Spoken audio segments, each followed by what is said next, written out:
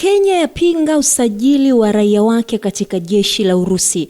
Mtazamaji na mfuatiliaji wa channel hii ya Zaki Digital, endelea kusubscribe, kulike na kushare kila aina ya tukio la kimataifa kutoka hapa Zaki Digital. Sasa Kenya imesema kwamba itazungumza na Urusi kuhusu ripoti zinazoongezeka kwamba raia wanasajiliwa kupigana vita nchini Ukraine, ambayo hii imeelezea kitendo hicho kama kisichokubalika kabisa. Shinikizo kubwa limeongezeka kwa serikali ya Kenya kuchukua hatua baada ya kugunduliwa kwa miili zaidi ya raia waliosajiliwa kupigana pamoja na vikosi vya jeshi la Urusi dhidi ya Ukraine.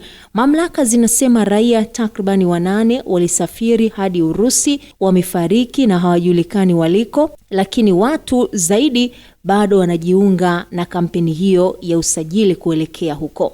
Sasa waziri wa mambo ya nje wa Kenya, Musalia Mudavadi, anasema kwamba ushirikiano na Moscow utazingatia kupunguza vitendo vya usajili watu kinyume na sheria, ikiwa ni pamoja na majadiliano kuhusu utoaji wa visa na hata makubaliano ya ajira kwa pande zote mbili. Akabainisha makubaliano sahihi ya ajira kati ya Kenya na Urusi yatafafanua maeneo yanayofaa ya kuajiri watu ili kuhakikisha kwamba kuna uwazi. Akaongeza kwamba Wakenya hawawezi kuingizwa ama kusajiliwa jeshini nchini Urusi.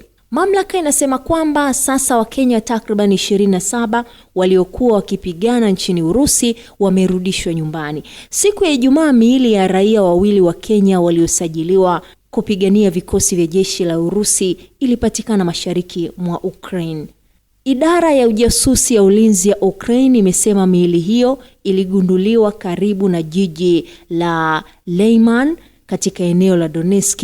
Uchunguzi huo unakuja wiki moja tu baada ya Mkenya mwingine kwa jina la Clinton Nyapara Mogesa mwenye umri wa miaka 29 kuuawa, huku mwili wake ukipatikana katika eneo linaloshikiliwa na Urusi huko Donetsk.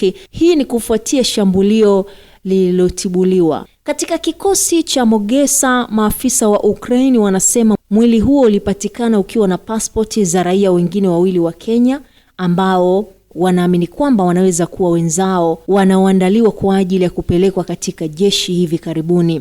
Musalia anasema serikali imefunga zaidi ya mashirika 600 ya kusajili watu yanayoshukiwa kuwadanganya wa Kenya kwa ahadi za kupata ajira nje ya nchi, na kukanusha ripoti kwamba serikali imeshindwa kusaidia familia za waathirika.